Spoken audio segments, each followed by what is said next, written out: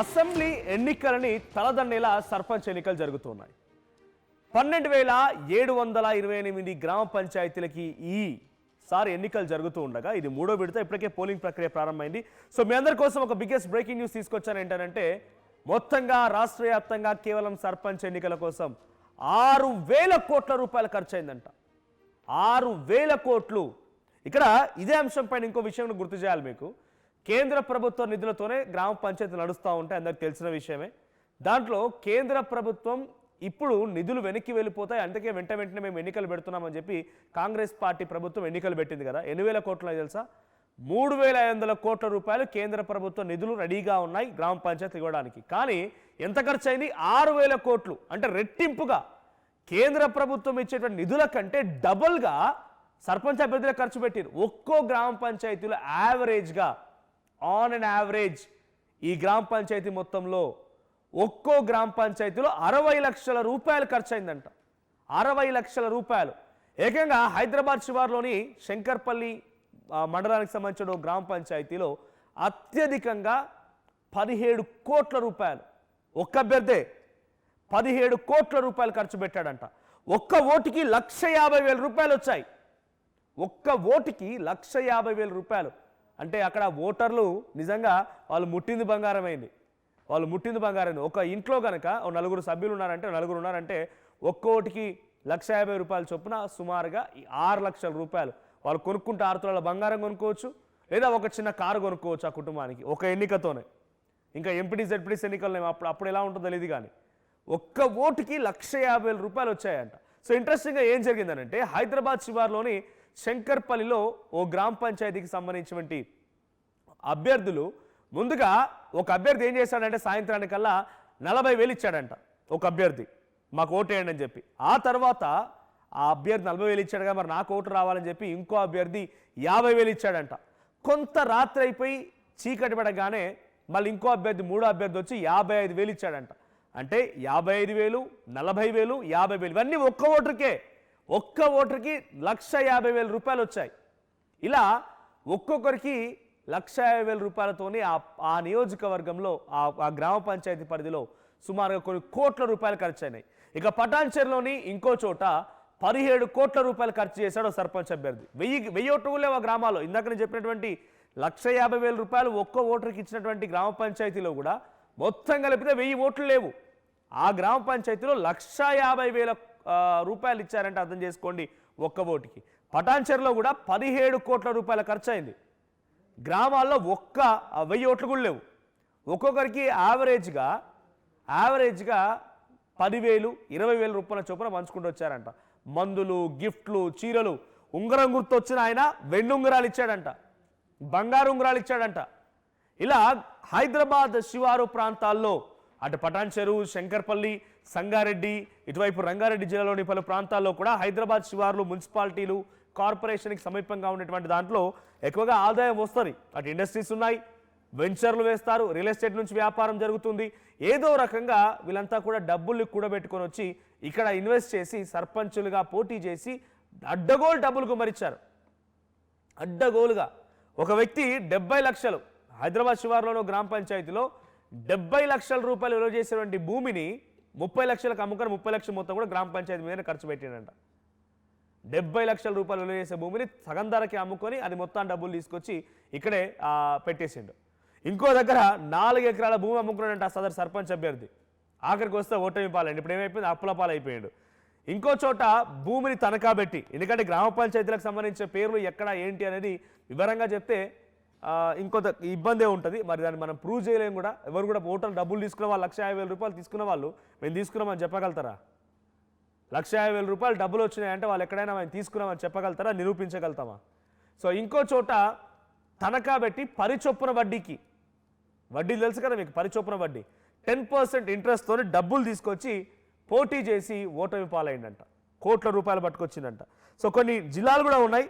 So జిల్లాల గురించి చూస్తే ఉమ్మడి ఖమ్మం జిల్లాలో ఒక్కో అభ్యర్థి గ్రామాల్లో యావరేజ్గా 30 నుంచి 60 లక్షల రూపాయలు ఖర్చు చేసిందంట. ఓటుకి యావరేజ్గా 2,000 నుంచి 5,000 వరకు ఇచ్చుకుంటూ పోయారు ఉమ్మడి ఖమ్మం జిల్లాలో. ఇక ఉమ్మడి మహబూబ్ నగర్ జిల్లాలో యావరేజ్గా ఒక్కో అభ్యర్థి 10 నుంచి 50 లక్షల వరకు ఖర్చు పెట్టిరంట. అంటే ఆన్ యావరేజ్గా 40 లక్షలు వేసుకున్నా కూడా ఓటుకి 3,000 రూపాయల దాకా మంచి ఉంగరం గుర్తొచ్చిన వాళ్ళు ఉంగరాలు ఇచ్చిర్రు, బ్యాట్ గుర్తొచ్చిన వాళ్ళు ఇంటింటికి పిల్ల ఆడుకోవడానికి బ్యాట్ ఇచ్చిర్రు, లేడీ పర్స్ వచ్చిన వాళ్ళు ఒక్కొక్కరు పర్స్కి లేడీ పర్స్ గుర్తు కూడా వచ్చింది సార్ సర్పంచ్ అభ్యర్థులకి. పాప మా గుర్తులు వచ్చిన వాళ్ళు ఏం చేసినట్టే ఒక్కొక్కటి హ్యాండ్ బ్యాగ్కి 1000 రూపాయలు పెట్టి ప్రతి ఇంటి ఆడబిడ్డకి ఇచ్చుకుంటూ పోయారు ఒక్కో హ్యాండ్ బ్యాగ్ పర్స్ తీసుకొని. సో వాళ్ళ గుర్తుల ప్రమోషన్ కోసం ఎన్ని టాక్టిక్స్ ప్లే చేసినా చూడండి. ఉమ్మడి నల్గొండ జిల్లాలోని దేవరకొండ డివిజన్లో ఓ గిరిజన తండాలో కాంగ్రెస్ పార్టీ రెబల్ అభ్యర్థి సుమారుగా కోట్ల రూపాయలు ఖర్చు చేసిందంట. గుడి నిర్మాణానికి డబ్బులు ఇచ్చిందంట, ఓటుకి డబ్బులు ఇచ్చిందంట. తర్వాత ప్రత్యర్థి వర్గం అడ్డుకోవడం కోసం ఎప్పుడు చూసినా గస్తీ తిరగాల్సినటువంటి పరిస్థితి కోసం కూడా, అంటే అవతల వాళ్ళు డబ్బులు ఇవ్వకుండా ఆపండి అని చెప్పి ఆపేటువంటి సెక్యూరిటీని గస్తీని పెట్టే వాళ్ళకు డబ్బులు ఇచ్చే గస్తీ పెట్టించిందంట. సో నిజామాబాద్ జిల్లాలో నందిపేట పంచాయతీలో అభ్యర్థులు కోటికి పైగానే ఖర్చు పెట్టినట్ట. సో మద్యం, కానుకలు, జల్సాలు, నాటుకోళ్ళు బయట కోళ్ళు తింటే రోగాలు వస్తాయి పాపం ఓటర్లకి, మళ్ళీ ఓటర్ రాకు వస్తారు రారని చెప్పి నాటుకోళ్ళు తీసుకొచ్చారంట. మేకలు ఎప్పటికప్పుడు క్వింటాలకి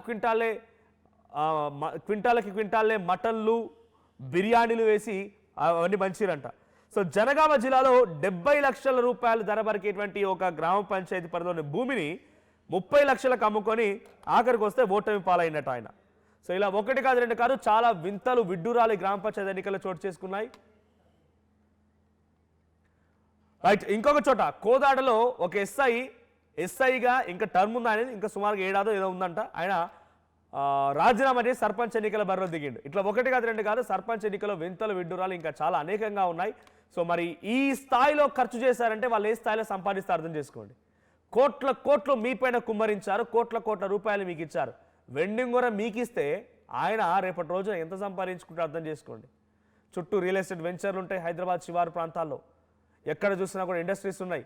అక్కడ నుంచి వాళ్ళు ట్యాక్సీలు కట్టాల్సిందే, రియల్ ఎస్టేట్ వెంచర్ వేసిన వాళ్ళు గ్రామ పంచాయతీ పర్మిషన్ తీసుకోవాల్సిందే.